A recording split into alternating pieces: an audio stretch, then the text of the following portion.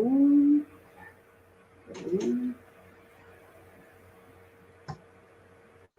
Olá, amigo internauta, eu sou o ufólogo Renato Mota, estou de volta aqui no canal Ufologia e Mistérios com mais uma live, estou ao vivo pelo chat.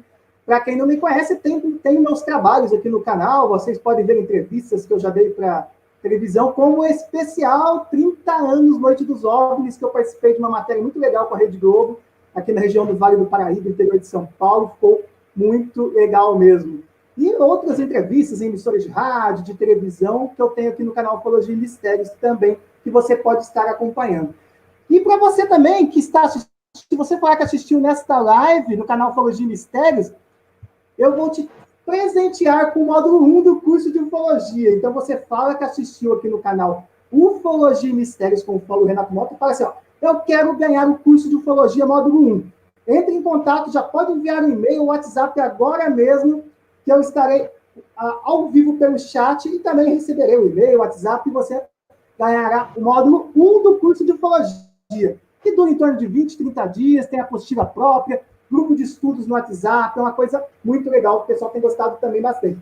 E lembrando também que em breve teremos novidades aqui no canal, teremos personalizados, vendendo aqui camisetas do canal Ufologia e Mistérios, caneta, colar, enfim, vai ter bastante novidade com essa camiseta aqui, ó. Eu estou com vocês aqui, várias coisas do tipo aqui, estarei apresentando em breve aqui no canal Ufologia e Mistérios. E você também pode se tornar membro do canal Ufologia e Mistérios. Eu fiz um vídeo explicando como é que é, apenas 3 passos, você se torna membro do canal Ufologia e Mistérios por apenas R$ 6,99 e tem conteúdos exclusivos.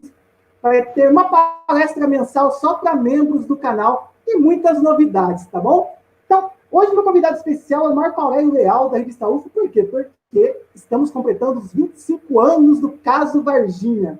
Eu estarei fazendo uma live amanhã falando sobre a minha experiência em ter ido em Varginha também. Eu fui anos depois, mas eu estive envolvido nesse caso também, entrevistei pessoas que esteve envolvido na época, e muita coisa legal que eu levantei lá, que eu quero falar com vocês. O Marco Aurélio Leal esteve muito envolvido nesse caso Varginha, então eu quero que ele fale um pouco para a gente. Resumindo aqui um pouco da ficha aqui dele, ele é do Grupo de Estudos de Pesquisa Ufológica de Sorocaba, consultor da revista UFO e da Comissão Brasileira de Ufólogos. Participou de documentários como fugiu aqui, do History Channel, Caçadores de OVNIs, junto com o Paulo Aníbal, também a produção do documentário O Fenômeno, que ele vai falar um pouquinho para a gente, se der tempo, com o James Fox, e consultor também do programa americano não identificado, A Busca pelo Contato, e muitas coisas mais. Entrevistou até o astronauta aí, ó, Fred Gregory, Fred Gregory em 2012, o astronauta Rick em 2013, em visitas à NASA e responsável pelo portal O Futurismo.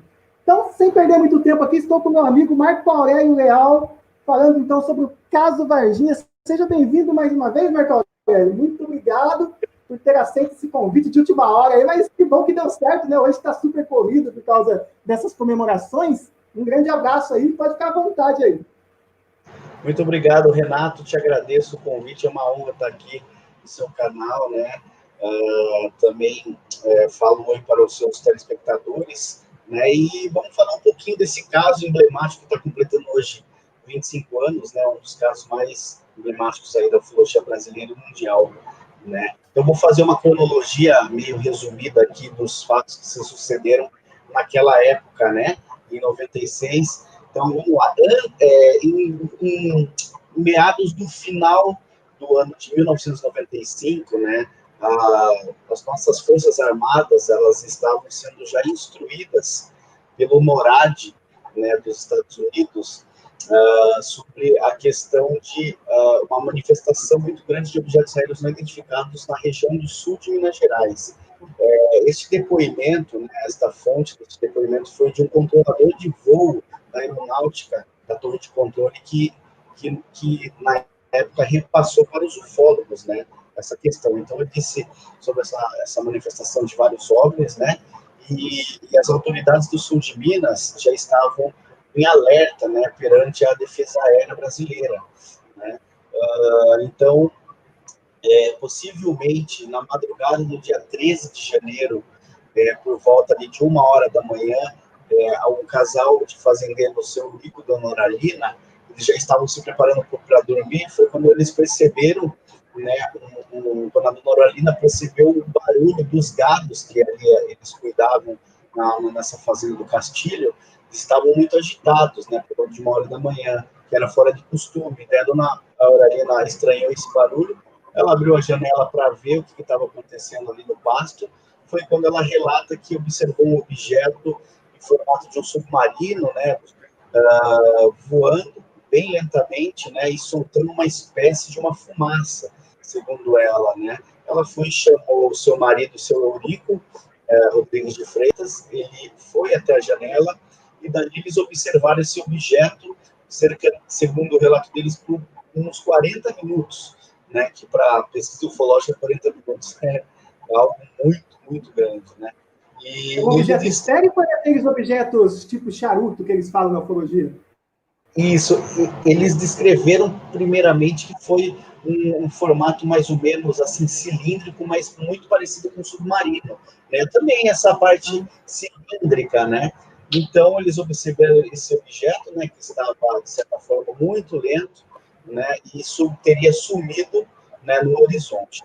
Quando foi na Então houve manhã. uma queda, na verdade, né? Oi? Então houve, na Oi? verdade, uma queda de um objeto lá, né? Imagina.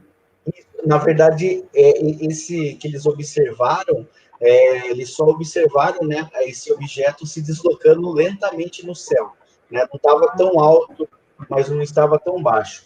Quando foi na manhã desse mesmo dia 13 de janeiro, né, uma outra testemunha que entrou em contato com o Claudeiro Covo, na época, em outubro de 96, né, ele veio com esse relato. Ele mencionou que no dia 13, na manhã, entre 6 e 7 horas da manhã, ele estava passando na Fernão Dias, e foi no momento que ele viu um objeto também de formato cilíndrico, né, de certa forma fosco, né, a sua luminosidade ali estava, aliás, o objeto, né, remetia a algo fosco, e disse que estava também soltando uma fumaça. Foi no momento que ele estava passando perante a Fernão Dias, ali um pouco para frente do trevo da Coca de Três Corações, né, próximo ao restaurante Rei da Traíra, e ele viu que esse objeto aparentemente estava, né, soltando essa fumaça e estava em posição de queda. Ele viu, né, isso, resolveu fazer o retorno na Fernão Dias. Daí ele adentrou numa estrada de terra, né, seguindo ali mais ou menos de onde ele teria tido esse avistamento. Ele seguiu por essa estrada de terra até chegar num pasto onde é a propriedade da fazenda Maiolini, né, do seu Maiolini, da família Maiolini. Então ali tem um grande pasto. No momento ele relata que ele estacionou o carro e ele desceu do carro. O objeto já havia, né, se acidentado, já havia vários destroços ali no momento, né, desse objeto. Ele disse que no momento que ele sai do carro e vai caminhando para o centro do pasto, para tentar chegar mais onde estava mais a concentração desses fragmentos, ele pega um fragmento na mão e diz que amassa. No momento que ele amassa, ele solta, esse fragmento volta, né, ao normal, uma coisa muito parecida com o relato do caso Roswell, né? E aí ele menciona que logo os militares chegam, né, vários caminhões Mercedes-Benz 1418 da ESA, da Escola Sargento das Armas, eles já adentram pela uma outra estrada de terra, pelo outro lado, né, de onde ele haveria entrado, muito rápido. Diz que havia ambulâncias também, uma ambulância e vários caminhões, né, do Exército e veículos do Exército. Quando uma certa autoridade viu ele ali na borda desse pasto, né, junto com esse fragmento, ele foi até o Carlos de Souza, tirou aquele fragmento da mão dele e falou que era para ele sair dali, que aquilo ali se tratava de segurança nacional, questão do governo brasileiro. Até o momento, Carlos disse que um pouco antes desse militar ter abordado ele falou que ele tentou fazer uma evolução caminhando durante o pasto. Ele sentiu um cheiro muito forte de amoníaco, de amônia, inclusive que queimava o olho dele e não deixava ele, de repente, ir mais à frente, né? Até esse militar chegar e repreendê-lo. Ele foi, né, saiu dali muito assustado. Ele resolveu parar o carro num posto, o próximo posto da rodovia, né? Foi no banheiro, diz que lavar o rosto e tal, estava tudo meio confuso. Quando ele sai da conveniência do posto de gasolina, ele disse que tinha um Opala preto, azul escuro, né? E diz que haviam dois homens que saíram do carro e que abordaram ele, diz que estavam trajados de ternos, né? E também de preto, e veio e falou para ele: o senhor que é o Carlos de Souza, mora na rua tal, em São Paulo, casado com a fulana de tal, né? Começou a falar coisas pessoais para ele. Ele se assustou muito, né? Ele falou assim: sim, algum problema, o que aconteceu, né? Aí esse senhor falou: olha, o senhor presenciou, o senhor não viu nada, né?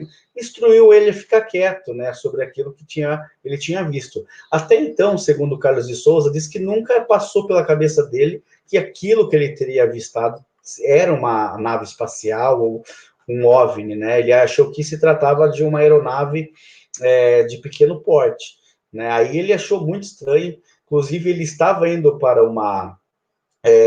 um campeonato de ultraleve, ele resolveu retornar para São Paulo, ele ficou assustado com essa intimidação desses homens de preto, né, e retornou.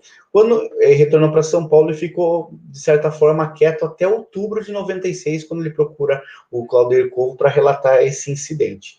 Bom, ali no dia 13 de janeiro, né, daí nós pulamos aí para o dia 20 de janeiro, que é o fatídico 20 de janeiro, né, onde por volta das 8h30 da manhã, o Corpo de Bombeiros recebeu uma ligação, né, estranha, reportando um animal estranho no bairro Jardim Andere, né, e aí diz que populares estavam, inclusive, tinha avistado essa criatura, esse bicho estranho que foi relatado no telefone para o Corpo de Bombeiros. Inclusive, alguns populares, algumas crianças atacaram pedra nessa criatura. Nessa criatura, ela se evasiu para a mata, né?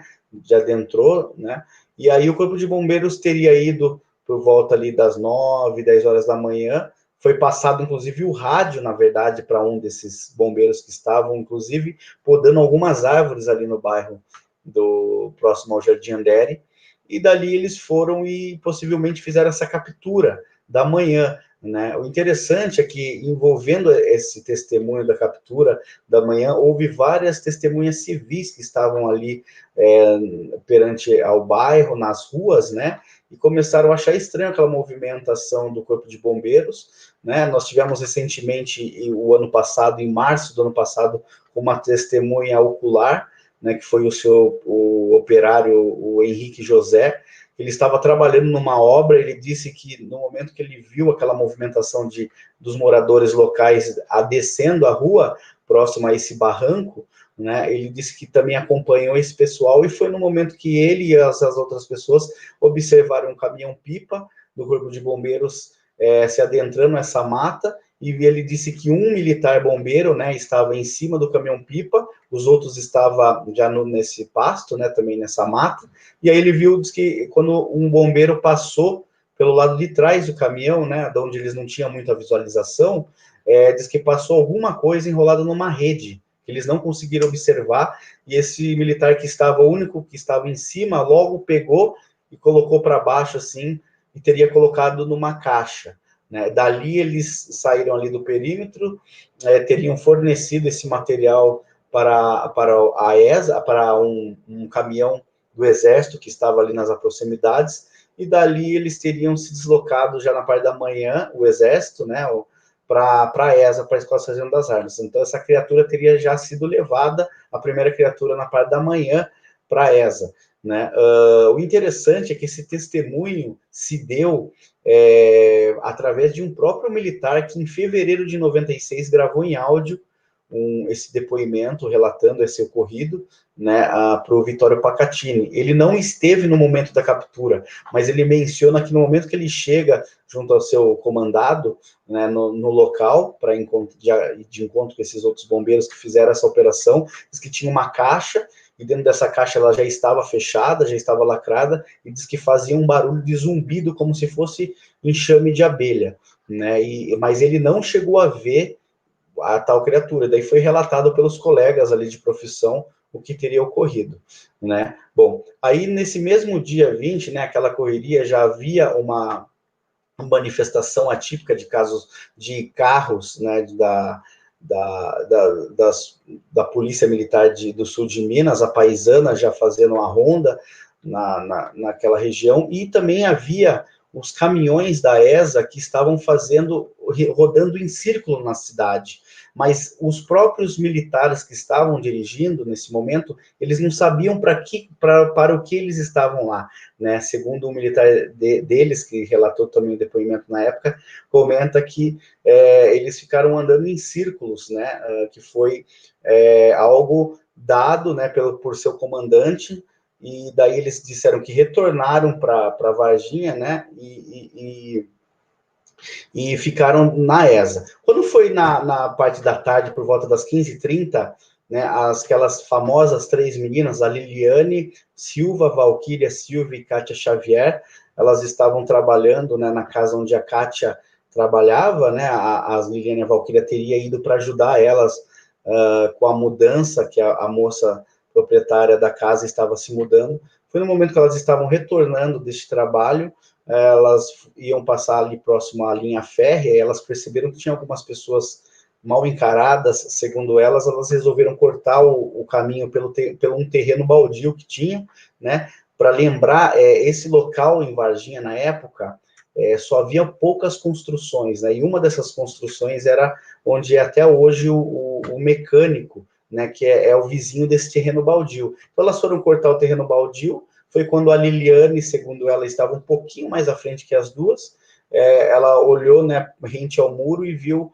a criatura, uma criatura, né, agachada, né, com aquele relato que a gente já conhece, estava com a mão dentre as pernas e o rosto olhando para o muro. Até então, elas não viram, não estavam vendo o rosto dessa criatura, uma criatura, né, que aí no momento que a Liliane fala, gente, olha ali, aí quando ela fala, gente, olha ali, diz que essa criatura virou o rosto, né, foi o momento que elas observaram ali a face desse ser, onde haveria 3 protuberâncias na face, né, como se fosse um óleo, uma vaselina em seu corpo, né, um corpo marrom, com as veias saltadas, né, o pé bifurcado, e aparentemente, segundo a Kátia, né, o relato da Kátia, ela fala que no momento que ele olhou, e ela olhou, parece que eles se olharam nos olhos, ela percebeu que como se ele passasse uma mensagem assim, eu estou sofrendo, me ajude, ela sentiu isso. Só que elas ficaram tão em choque no momento, né, as duas irmãs já foram correndo, né, que esse terreno baldio, ele é um terreno, na época, que inclusive, se você descesse correndo ali essa mata, você dá no barranco de onde teria sido feita a captura na parte da manhã, né? Então, aí a Kátia diz que, inclusive, elas mencionam que estavam com algumas sacolas que tinham sido dados para ela, e aí ficou tudo no local, elas saíram correndo.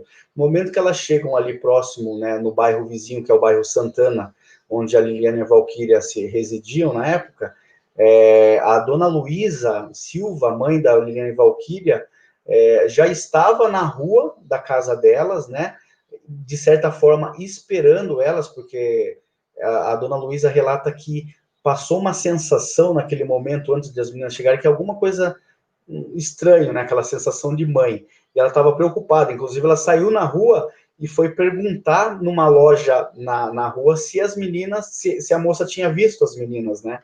E não tinha, a moça falou, não vimos. Enquanto ela estava ali, as meninas vieram correndo, né? E chorando, a Valquíria, menor, na época, com 14 anos, a Liliane com 16, desesperadas, chorando, dizendo que tinha visto o demônio. Mamãe, a gente viu o demônio, vemos o demônio, e chorando demais, com a mão tremendo. Foi quando a dona Luísa meio que não acreditou na hora, levou elas para dentro, deu água com açúcar, chamou as outras irmãs dela para tentar acalmá-las. E aí, como a Kátia era de maior, e a Kátia que estava responsável na época, a Kátia já tinha 21 anos na época, a dona Luísa falou, o que foi isso que minhas filhas viu? Que história é essa? Daí a Kátia relatou a ela, falou, não, você vai voltar lá agora comigo, eu quero ver essa coisa aí. A Kátia, não vou voltar lá, pelo amor de Deus. Falou, não, você vai sim, você vai comigo. Aí elas conseguiram uma caminhonete de uma vizinha, né, que estava ali próximo, e voltaram logo depois para o mesmo local na rua Benevenuto Braz Vieira, que fica lá em Varginha, né, esse terreno baldio. No momento que eles chegam no terreno, a Kátia não quis sair do carro, ela só aponta para a dona Luísa, né, o local, e aí a dona Luísa desce do carro, vai até onde essa criatura estava agachada. Segundo o relato da dona Luísa, ao momento que ela chega, ela não encontra nada, não vê nada, mas sente um cheiro muito forte de amoníaco, né, no local, sendo que esse cheiro, diz que de tão forte que ele estava, diz que ela aparentemente ficou umas 2 semanas, esse cheiro, né, esse odor, meio que, né, na questão da face dela ali, e ela viu como se fosse algo, assim, amassado o mato ali, que estava, né, rente ao muro e a terra. Bom, dali, né, ela volta para casa para tentar acalmar suas filhas, né, e já achou muito estranho toda essa história. No mesmo dia 20, né, isso foi por volta das 15h30, entre 16 horas. Quando foi por volta das 20, 19h30, 20 horas desse mesmo dia, havia, né, policiais da polícia especial, que era o P2, né, dessa polícia reservada da polícia de Minas Gerais, e estavam fazendo ronda. Foi quando eles estavam muito próximo, inclusive, fazendo a ronda à noite, próximo a esse terreno baldio. Acho que acredito que 2 a 3 ruas, né, mais abaixo, onde eles observaram uma criatura também passando em frente ao carro. Eles estavam em carro à paisana, né, que era uma prêmio, e foi no momento que estava no carro o soldado da P2, o Marco Elixerese, e junto ao seu comandado, que era o cabo Eric Lopes. Neste momento, o Marco vê essa criatura passando próximo ao carro, ele sai, né, e captura essa criatura ali rapidamente. Estava, inclusive, próximo a uma construção, né, uma construção que estava iniciando, né, não tinha ninguém ali, tudo escuro. Aí ele pega essa criatura, coloca no banco de trás, e eles levaram inicialmente para o hospital, para um pronto-socorro, no qual o Eric Lopes conhecia uma pessoa desse pronto-socorro. No momento que eles chegam lá, eles chamam essa pessoa, né? A pessoa vai e vê essa criatura dentro do carro, fala, isso aqui assustou demais, ele ficou em choque, falou, isso eu não consigo, isso aqui não tem como a gente atender esse tipo de coisa, que até o momento eles achavam que era um animal bizarro que tinham capturado ali, né? E aí ele recebeu a ordem de levar essa criatura para o hospital regional. Foi no momento que eles se deslocaram, levaram para o hospital regional. Essa criatura, segundo relatos de militares, ela teria, e funcionários, né? Ela teria ido para o subsolo do hospital regional, onde permaneceu ali das 20h30 até praticamente 1 da manhã, e aí foi decidido que 1 da manhã essa criatura fosse retirada do hospital regional e teria sido transferida para o hospital Humanitas, porque era um hospital mais afastado do centro da cidade e era um hospital mais bem equipado, né, justamente para não gerar tanta repercussão ali falatória perante aos funcionários. Quando foi essa criatura, né, permaneceu entre a madrugada do dia 21 de janeiro,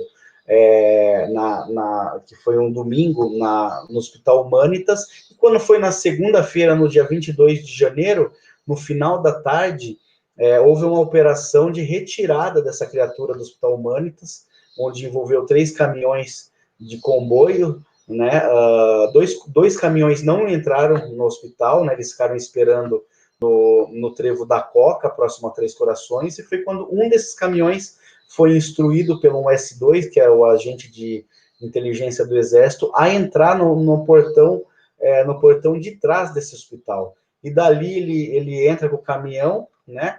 E dali esse militar que relata, né, diz que eles, para resumir bem, né, senão a gente vai ter que entrar em detalhes, eles colocam uma caixa atrás do caminhão e dali ele recebe a ordem de seguir, né, um dos carros à paisana, que era dos S2, que era uma Kombi, um Fusca, e dali ir direto a Três Corações. Aí eles foram se deslocou, né, ali, até para Três Corações, quando eles chegam no trevo da Coca, os 2 caminhões estavam ali aguardando. Aí, nesse momento que o caminhão dele passa, esses 2 caminhões vão atrás, e dali ele fala que quando ele chega no na ESA, ali na rua, né, que dá a entrada da ESA. Ele falou que já tinham guardas, né, do próprio exército ali isolando a certa rua para, inclusive uma rua que era contramão para ele passar, eles, né, obstruíram para realmente o caminhão passar, e foi no momento que ele entra dentro da ESA e é instruído já logo. Porque que acontece? Ele comenta que quando ele chega na ESA, todo o procedimento de missão, quando ele sai, é o seguinte: quando você chega no portão ali da ESA, tem o guarda ali na guarita, aí você tem que passar o odômetro, né, a numeração do odômetro do caminhão, se precisa abastecer. Sempre toda missão é assim. Ele falou que nessa missão foi uma coisa totalmente diferente, que no momento que ele falou assim, ó, você não precisa nem parar na guarita, na guarda, já desce lá embaixo, né, na ESA, uma parte de baixo da ESA, onde eles guardam os caminhões Mercedes-Benz, aí ele foi pedido para ele encostar esse caminhão quase na parede, né? E dali ele foi chamado para uma reunião na sala do tenente-coronel Olímpio Vanderlei, né? Dali ele teria sido informado sobre realmente do que teria ocorrido ali, que mais ou menos, porque até então é bom frisar que a maioria desses militares, inclusive que estavam dirigindo o caminhão e que estavam ali, eles não sabiam o que estava se sucedendo, né? Quem sabia realmente era patentes altas, né? Ali, capitão para cima, né? Então, eles mesmos não sabiam. Então, até então, ele não imaginava, né, do que se tratava. Ele foi chamado e foi instruído para que no próximo dia, na madrugada do dia 23 de janeiro, esse comboio ia sair às 4 horas da manhã em sentido para Campinas.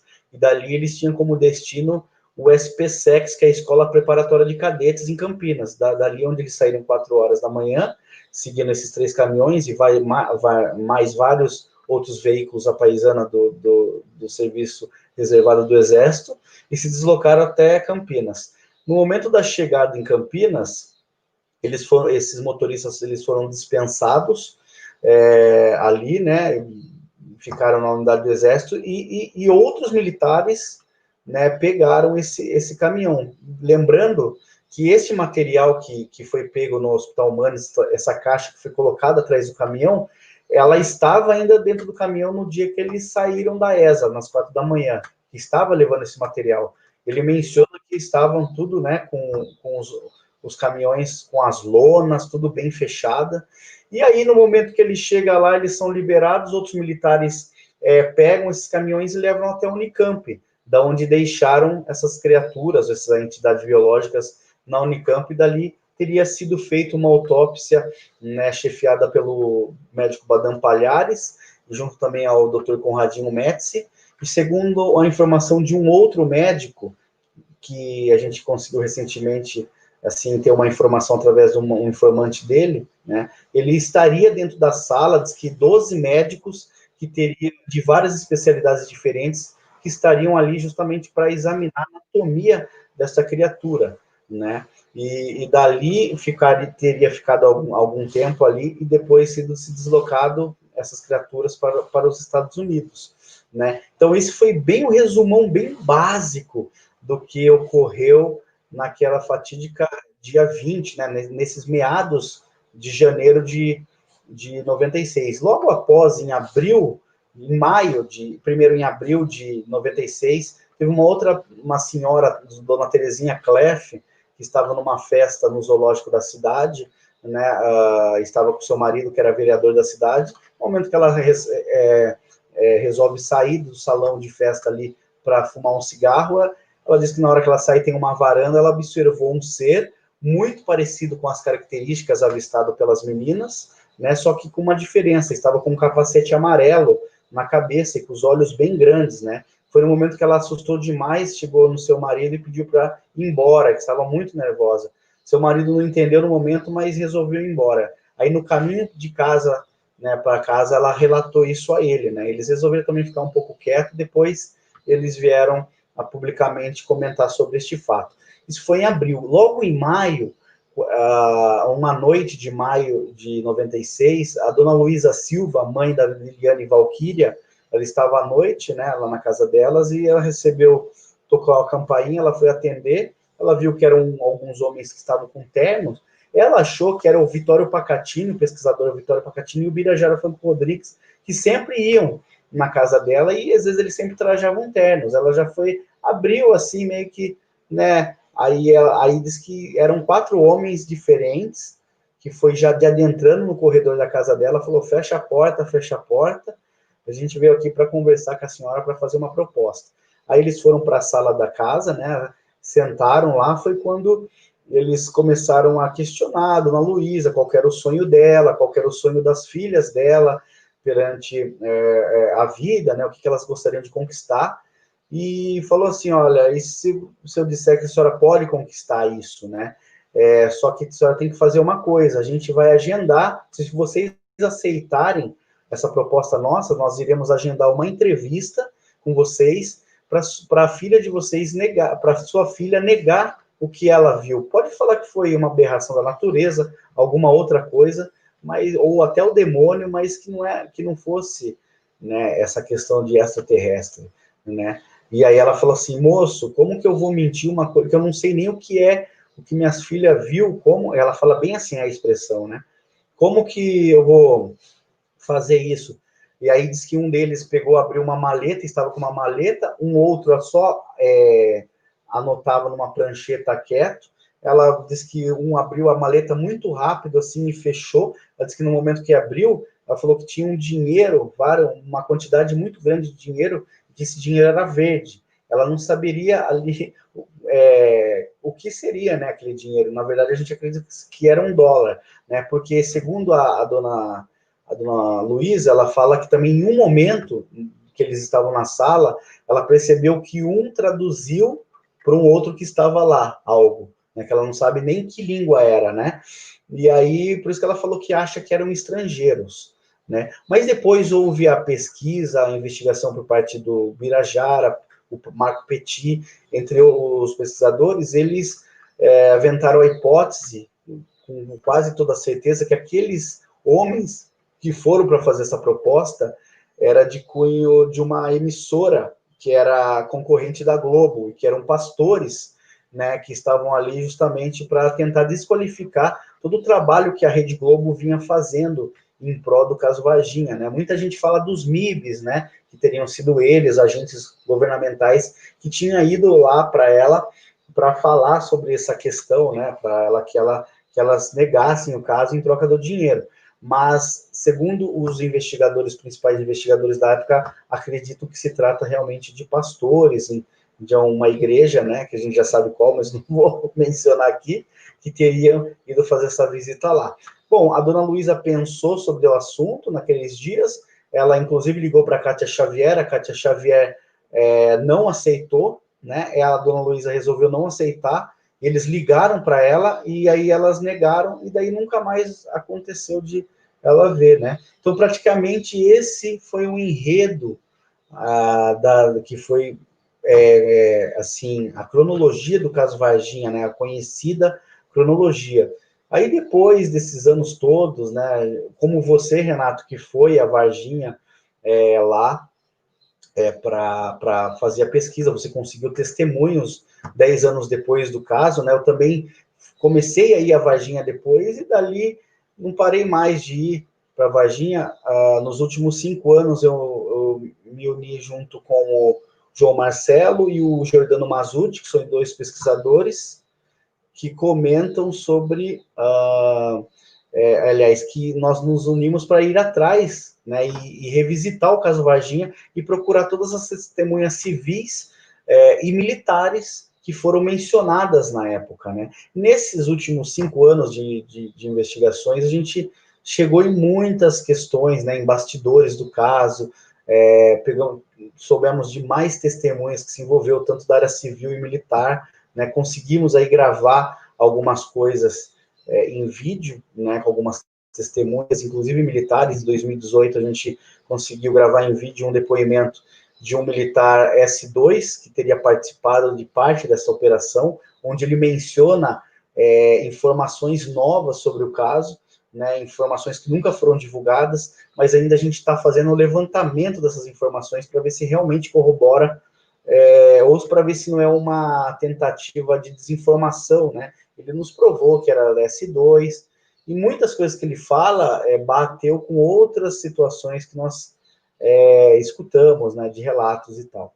Então, ao mesmo tempo que nós temos as testemunhas civis e militares que confirmam essa operação, este lance, né, do caso em Varginha, como temos os que, a maioria que nega, de fato, tanto civil e militar, né? Tive a oportunidade de fazer uma entrevista com o Conradinho Metz na Unicamp, mais de 1 hora, ele nega os fatos, ele fala algumas coisas interessantes, mas ele pareceu ser muito sincero até ali, né, sobre o caso.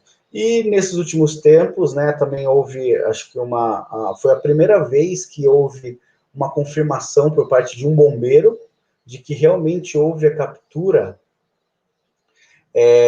que houve uma ligação para o Corpo de Bombeiros na parte da manhã. Inclusive, este bombeiro, ele confirma para o João Marcelo que ele estava cortando, podando árvores no bairro Jardim Andere, e foi passado o rádio para ele, reportando esse animal estranho, para eles irem e procurar. Inclusive, ele comete um ato falho, que ele fala assim, nós fomos, procuramos, encontramos, daí ele fala assim, não encontramos, e depois fomos embora, né? Aí, numa outra oportunidade de tentativa de conversa com ele, a expressão facial e física dele também foi bem interessante, porque ele coçava a cabeça, ele falou, olha, esse caso é um caso situação meio complicada, e agora não vai dar para eu atender vocês, né?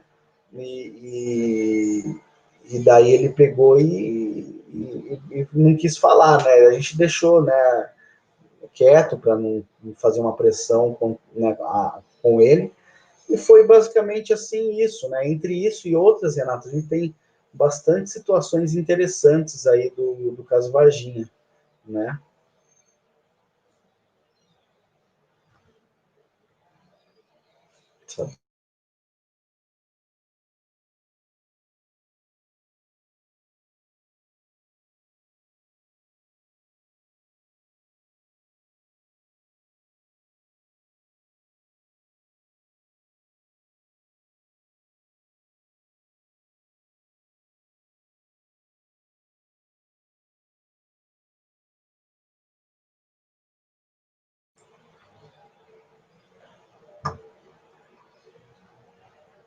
Nós chegamos a conversar com vários testemunhas, né, ali do bairro, inclusive moradores ainda que residem no bairro do Jardim Andere e Santana, que confirmam essa movimentação estranha, foram testemunhas oculares que observaram essa movimentação, né? Também alguns profissionais da área de saúde, né? Muito interessante. Não sei se o que cortou, depois eu vou dar uma conferidinha, se cortou alguma coisa, mas é o seguinte, só para falar de uns tópicos aqui, eu acho que deu uma travadinha, mas só para a gente falar uns tópicos rapidamente aqui, eu estive em Varginha, opa, deixa eu só voltar a tela. Opa. Eu estive em Varginha 10 anos depois do ocorrido, sabe? E uma coisa que eu percebi bastante lá é que o pessoal, no fim de 2006, né? O pessoal recebe falar do caso. Nós fomos a gente estava fazendo e o pessoal tinha muita. Era muito difícil ainda conversar com o pessoal tinha muito. Eles ficavam muito restritos em conversar, sabe? Era estranho para tentar falar com eles a respeito do caso Varginha. Mas citou aí a respeito do Marco Micherese, que a gente lembra, o Marco Micherese foi um militar, né, dos bombeiros, que tocou numa das criaturas e 3 dias depois veio a óbito. Isso até conheci um amigo dele lá em Varginha, eu tenho até isso documentado em vídeo, tá numa das fitas em mini DV, tem mais de 10 anos, preciso tirar até de lá. Mas até o rapaz fala, isso até não foi divulgado na época, que esse amigo dele, o Marco Micherese, ele chegou a ficar com o corpo bem magro, e ele era um cara musculoso, né, porque fazia academia, era bombeiro, e ele achou que o amigo dele ficou bem debilitado em poucos dias. Por que até conversei com o Petit também um tempo atrás, num evento, há uns anos atrás, uns 3 anos atrás, 2 anos atrás, em São José dos Campos, interior de São Paulo, por que a família parece que desistiu ou tirou a respeito do processo que estava contra o Exército a respeito desse caso do Marco Lixeres. Você sabe falar alguma coisa disso? Desculpa, Renato, cortou aqui um pouco, eu não te entendi. Você falou do Marco Xerez? Isso, a respeito do processo que a família tinha com o Exército a respeito do caso Marco Lixeres. Você sabe me confirmar, realmente a família desistiu do processo a respeito da morte dele? Que podia ter sido a respeito, por exemplo, de tocar na criatura, né? Sim, na verdade, eles processaram, né, que foi o Robson de Mello, na época. E eles processaram, daí o que aconteceu? Por negligência, né, médica. Só que o que aconteceu? O processo não deu em nada, né? Assim, contra os médicos. Inclusive, eu conversei com um dos médicos, eu entrevistei, que foi o Cesário Furtado, Lincoln Furtado. Ele menciona que ele disse que foi comprovado que o Marco foi muito bem cuidado, que não teve nenhuma negligência médica, né? O que ocorreu foi o seguinte: quando deu um ano da reunião, um ano do caso Varginha, em 97, houve uma reunião, né? Foi convocado para a imprensa. E teve a Marta Tavares, que foi a irmã do soldado Marco Lixeres, ela foi nessa reunião, e ali ela denunciou, dizendo que até aquele dia ela não tinha recebido o laudo de autópsia da morte do Marco Lixeres. Diz que alguns dias depois ela fez essa denúncia, inclusive já estava circulando essa informação, inclusive em algumas mídias. Aí ela foi procurada e foi entregue para ela o laudo dessa autópsia, né? E faltando a segunda página, né? Então é bem estranho, porque eles entregaram sem a segunda página, e ao mesmo tempo ela fala sobre a questão de uma substância estranha encontrada que tinha 8% de... ela me fala, agora me falha a memória, ela fala que 8% de neutrofilos, é como se fosse uma bactéria, né, ali, e que estava imune aos antibióticos que foram ministrados pelos próprios médicos do Marco Lixeres. O Marco Lixeres, infelizmente, 27 dias depois deste ocorrido da captura, né, ele deu entrada no hospital, a princípio, o médico que eu entrevistei, ele falou que ele estava com um quadro de pneumonia, apresentava um quadro de pneumonia. Eles ministraram os melhores medicamentos intravenal, que é o medicamento mais forte e que faz com mais rápida eficácia, né, porque as pessoas melhoram. Ele piorou, que foi uma coisa que eles estranharam muito, e em menos de 48 horas ele dá entrada no CTI, ele faleceu, né? Então, foi uma coisa que, segundo o médico, o próprio Cesário fala, foi uma coisa totalmente atípica, anômala, que a gente não conseguiu chegar a uma conclusão, né, para a questão da morte dele. O que foi especificado sobre a morte dele foi que ele morreu de septicemia aguda, né? Então, é um enredo, há muitas coisas entre os bastidores do caso Varginha, que é muito interessante, né? Se for para falar, dá para a gente ficar aqui, nossa, uma semana falando. Né? Muitas coisas, por exemplo, que você que foi lá, investigou, você escutou testemunhas, a gente também que vai, a gente às vezes une essas informações, né? E às vezes são pessoas diferentes que vivenciaram esses fatos, né, e que corroboram aí todo esse enredo que foi o caso Varginha, né, Renato? Uma coisa que eu queria falar com você rapidinho, acho que temos um minutinho aqui ainda, porque muita gente me pergunta por que tanto o Pacaembu como também o Birajara Franco Rodrigues depois veio aí a público tentar, como se dando a entender que não aconteceu nada, ou não sei lá como é que ficou exatamente na cabeça dele em relação a isso. Tem a ver, será, com o trabalho dele? Porque ele era advogado, é advogado, né? Pelo que eu vi na cidade, o caso falou muito em relação ao trabalho dele, perdeu muitos clientes. Você não acha que tem a ver essa saída dele da imprensa a respeito de falar do caso, mais fácil deixar no ar do que admitir um ser extraterrestre capturado ali, é mais fácil fazer isso e manter o seu trabalho. Quem sabe, né? Nós que mexemos com ufologia, tem que tomar muito cuidado com o que a gente fala também, porque as pessoas acabam julgando muito a gente. Hoje em dia nem tanto, né? Mas nessa época específica, mexeu muito com tudo isso. Se tivesse acontecido o caso Varginha hoje, teria trocentos vídeos de celular da criatura aí, seria muito mais fácil de ser, né? Como tá muito difícil também a noite dos OVNIs, porque teve também muitos vídeos do pessoal filmando aí por celular. Hoje em dia as câmeras são muito mais fácil acesso. Isso de eles saírem da mídia, tanto o Patini como o Birajara, você acha que tem a ver? Tem contato com ele?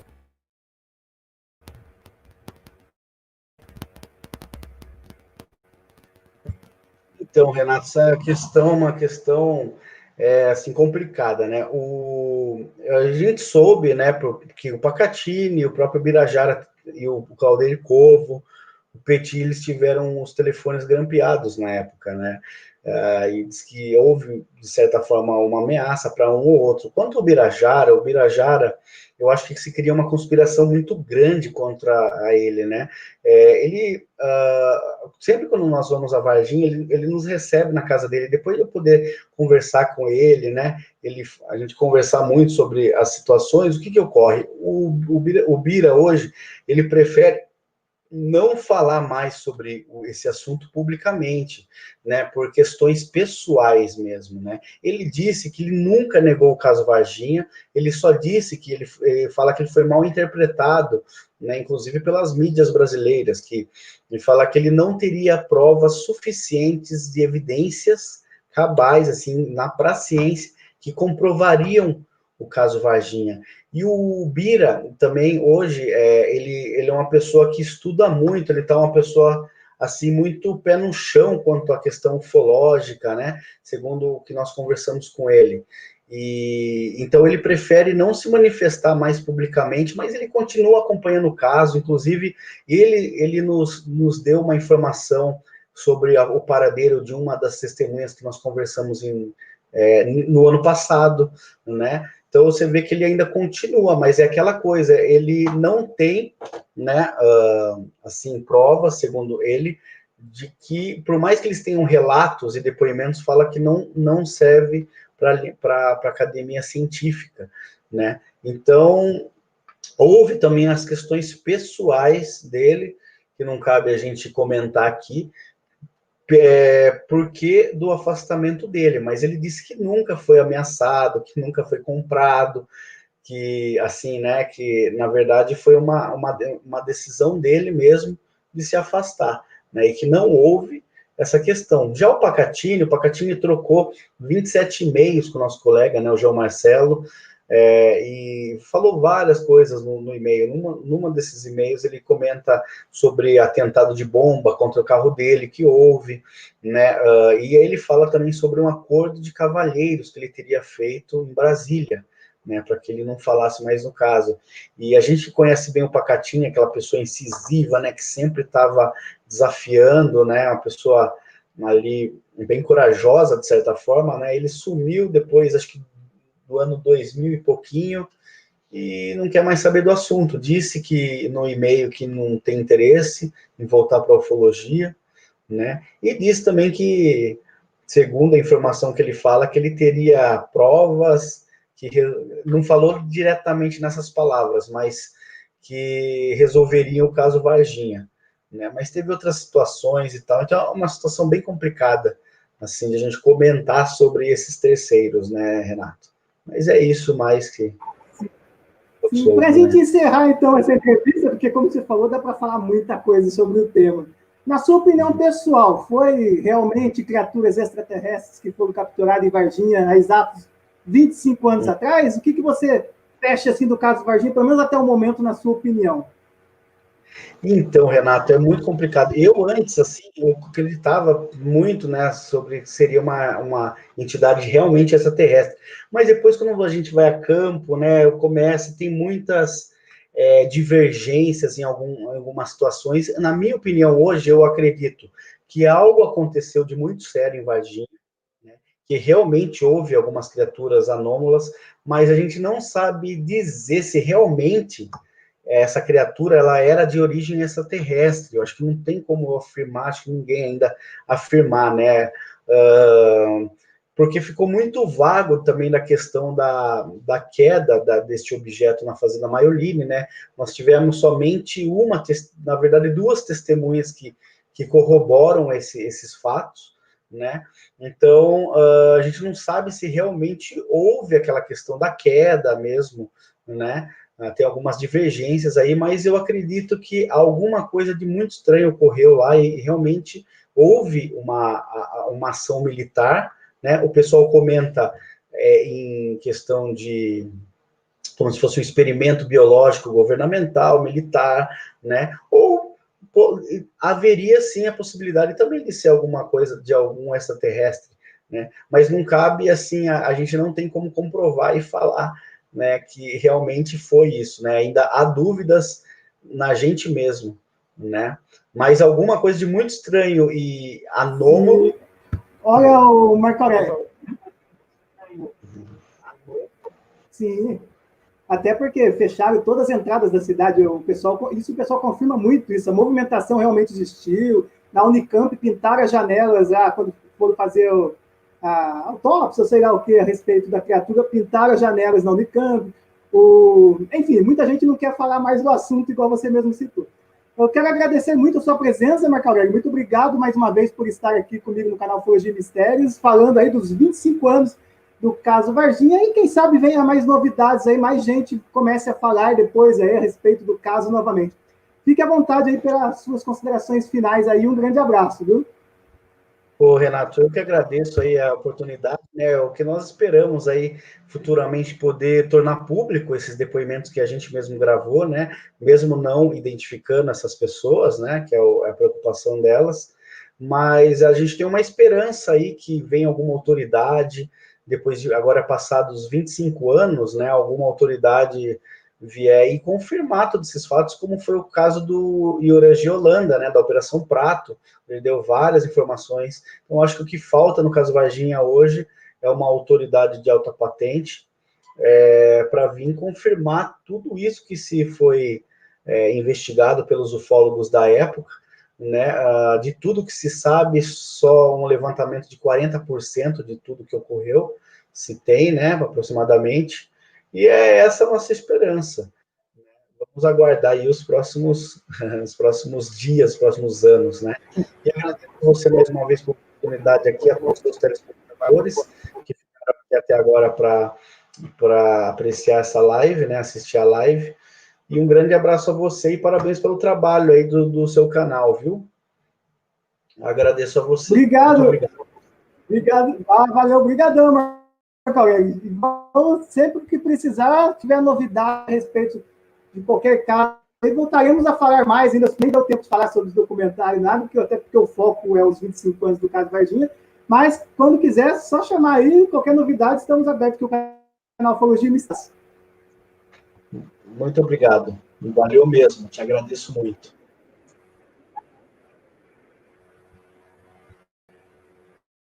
Eu quero agradecer a todos vocês que estiveram acompanhando aí o canal Ufologia e Mistérios, muito obrigado. Estivemos, então, com o Marco Aurélio Leal, consultor da revista UFO, aqui, falando do caso Varginha, pesquisando por bastante tempo aí o caso Varginha, até pesquisando, falamos um pouco a respeito da história, foi bom a gente ouvir um pouco a cronologia da história novamente, com vários detalhes, e amanhã estarei falando também sobre o caso Varginha, daí vou falar um pouco da minha experiência de ter ido em Varginha, 10 anos depois do caso, das entrevistas que eu faço, e mais algumas coisas aí que a gente passarei para vocês. Muito obrigado a todos, gratidão, seja bem-vindo sempre.